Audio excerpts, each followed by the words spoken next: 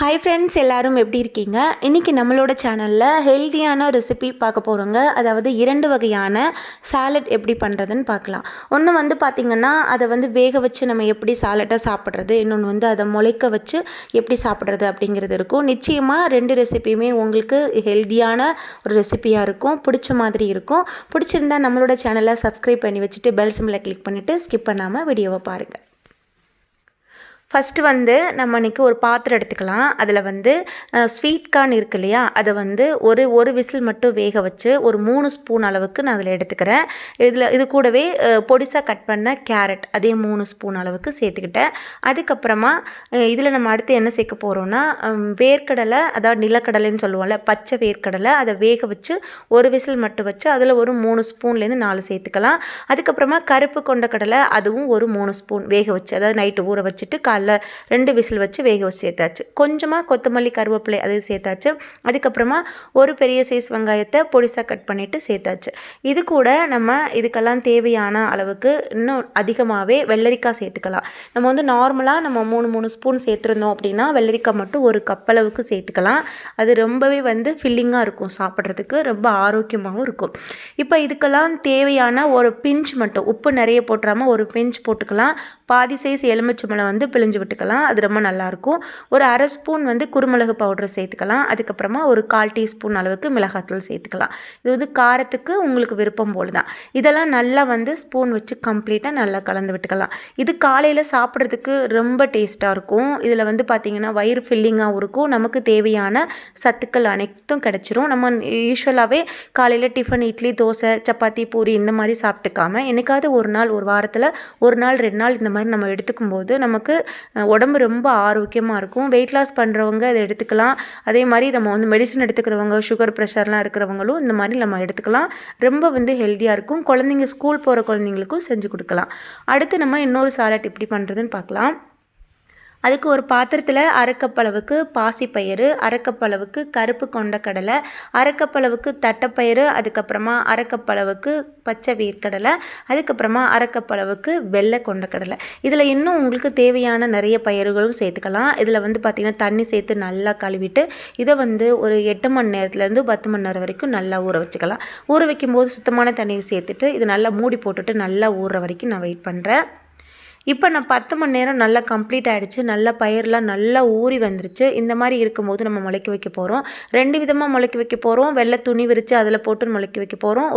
அது உங்களுக்கு பண்ணுறது கஷ்டமாக இருக்குது அப்படின்னா ஒரு பாத்திரத்தில் சேர்த்துட்டு அதையும் நம்ம எப்படி முளைக்க வைக்கிறது அப்படிங்கிறதையும் செய்ய போகிறோம். நான் இதில் மாதிரி எப்படி பயிர் வகையெல்லாம் முளைக்க வைக்கிறது அப்படிங்கிறது நிறைய வீடியோ போட்டிருக்கேன், நீங்கள் ஓப்பன் பண்ணி பாருங்கள், நிச்சயமாக உங்களுக்கு பிடிக்கும்.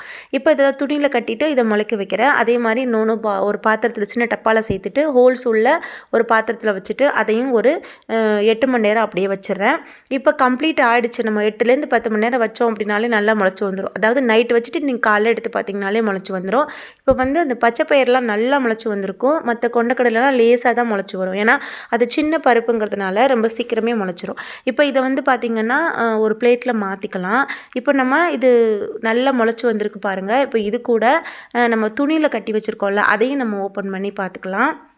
இப்போ அதுவுமே நல்லா முளைச்சி வந்துருச்சு. நீங்கள் வந்து முளைச்சி வந்ததுக்கப்புறமா உங்களுக்கு பச்சையாக சாப்பிட வந்து இது எல்லாருக்கும் பிடிக்காது. ஒரு சில பேர் பச்சையாக சாப்பிட்ருவாங்க. அது கொஞ்சம் ஒரு மாதிரி இருக்குங்கிறவங்களுக்கு லேசாக நம்ம ஒரு அரை பாதி அளவுக்கு வேக வச்சு நம்ம எப்படி ஒரு சாலட்டாக சாப்பிட போகிறோம் அப்படிங்கிறத நம்ம வந்து பார்க்க போகிறோம். இப்போ பாருங்கள் எவ்வளோ சூப்பராக முளைச்சி வந்திருக்குன்னு. இது சாப்பிட்றது அவ்வளோ ஹெல்த்தியாக இருக்கும்.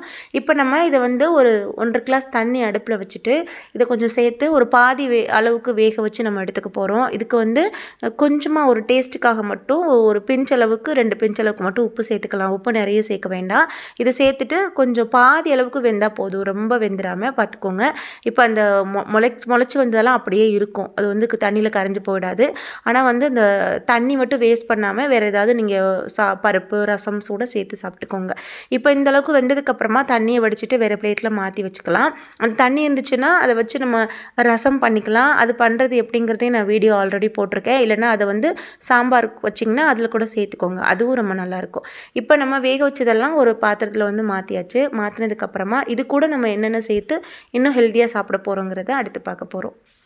இப்போது நல்லா அந்த மாதிரி சூடு கொஞ்சம் ஆறுனதுக்கப்புறமா இதில் ஒரு வெங்காயம், அதுக்கப்புறம் பாதி தக்காளி, ஒரு பச்சை மிளகாய் பொடிசாக கட் பண்ணிக்கலாம். தக்காளி வந்து விதைகள் நீக்கிட்டு அந்த சதைப்பகுதி மட்டும் நல்லா பொடிசாக கட் பண்ணிவிட்டு அதையும் சேர்த்துக்கலாம். இப்போ இதெல்லாம் வந்து சேர்த்தாச்சு. பச்சை மிளகாய் வந்து நான் ஏன் 1 மட்டும் சேர்த்துருக்கேன்னா, ரொம்ப சேர்த்தோன்னா வாயில் கடிப்படும்போது ரொம்ப காரமாக இருக்க மாதிரி இருக்கும். அதனால தான் இன்னும் முடிஞ்ச அளவுக்கு பொடிசாக கட் பண்ண முடிஞ்சால் கட் பண்ணிக்கோங்க.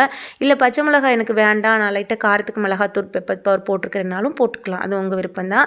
இப்போ இதெல்லாம் சேர்த்தாச்சு. இது கூட இன்னும் நமக்கு அந்த ஃப்ளேவருக்காக டேஸ்ட்டுக்காக கொத்தமல்லி இலைகள் வந்து கட் பண்ணி போட்டுக்கலாம். அது கூடவே கொஞ்சம் புதினாவும் இருந்துச்சுன்னா 2யும் சேர்த்து நல்லா பொடிசாக கட் பண்ணிவிட்டு இது கூட சேர்த்துக்கலாம். இதெல்லாம் சேர்த்ததுக்கு அப்புறமா நம்ம இது கூட இன்னும் வந்து பார்த்திங்கன்னா என்ன சேர்க்க போகிறோம் அப்படின்னு பார்த்திங்கன்னா, இப்போ இதை வந்து இப்படியே சாப்பிட்றது இருந்தால் கூட சாப்பிட்டுக்கலாம். இன்னும் உங்களுக்கு அந்த அந்த பச்சை மிளகாய் சேர்த்ததுக்கு அப்புறமும் இன்னும் பெப்பர் பவுட்ரு ஆட் பண்ணணும் அப்படின்னா ஆட் பண்ணிக்கோங்க. நான் வந்து கொஞ்சம் அந்த ஃப்ளேவருக்காக ஆட் பண்ணிக்கிட்டேன். அதே மாதிரி பாதி சைஸ் எலும்புச்சம்பழமும் நான் பிழிஞ்சு விட்டுட்டேன். எலுமிச்சம்பழம் பிழிஞ்சு கண்டிப்பாக விட்டுக்கோங்க. ஏன்னா அந்த டேஸ்ட்டோடு சாப்பிடும்போது நமக்கு வந்து அந்த சாலட் வந்து பிடிக்காமல் இருக்காது. கொஞ்சம் நல்லா விரும்பி சாப்பிட்ற மாதிரி இருக்கும். லைட்டான உப்பு, கொஞ்சம் புளிப்பு, கொஞ்சம் காரத்தோடு சாப்பிடும்போது நமக்கு பிடிக்கும்ல. அதுக்காக ஹெல்த்தியாகவும் இருக்கணும், டேஸ்ட்டாகவும் இருக்கணும். அதுக்காக தான். இப்போ லேசாக ஒரு தாளிப்பு கொடுத்துக்க போகிறோம். இதுக்கு கொஞ்சமாக ஒரு 1/2 ஸ்பூன் எண்ணெய் விட்டு கொஞ்சம் கடுகு போட்டு கொஞ்சம் பெருங்காய பவுடர் போட்டு லேசாக பொரிஞ்சதுக்கப்புறம் அதில் சேர்த்துக்கலாம். ஏன்னா பயறு வகைகள் இருக்கிறதுனால நமக்கு வந்து வயிறு உப்புசம் ஆகிடக்கூடாது, நல்லா டைஜஸ்ட் ஆகணும் அப்படிங்கிறதுக்காக மட்டும்தான் இதை நம்ம ஆட் பண்ணிக்கிட்டோம். இது வந்து கொஞ்சம் பெருங்காய பவுடரும் சேர்த்து இது கூட சேர்த்து நல்லா கலந்து விட்டுக்கோங்க. கலந்து விட்டதுக்கப்புறமா இப்போ ஸ்பூன் வச்சு நல்லா மிக்ஸ் பண்ணுங்கள். மிக்ஸ் பண்ணிங்கன்னா ரொம்ப ஒரு ஹெல்தியான சாலட் வந்து ரெடிங்க. இது கூட உங்களுக்கு இன்னும் வந்து கேரட்டு, இல்லை நீங்கள் வந்து பார்த்தீங்கன்னா கேப்சிகம், இல்லைனா முட்டைக்கோஸ், இதெல்லாம் நீங்கள் இல்லைனா வந்து ப்ரோக்கலிலாம் நல்லா கட் பண்ணி போட்டுக்கணும் அப்படின்னு நினச்சாலும் நீங்கள் ஆட் பண்ணிக்கலாம்.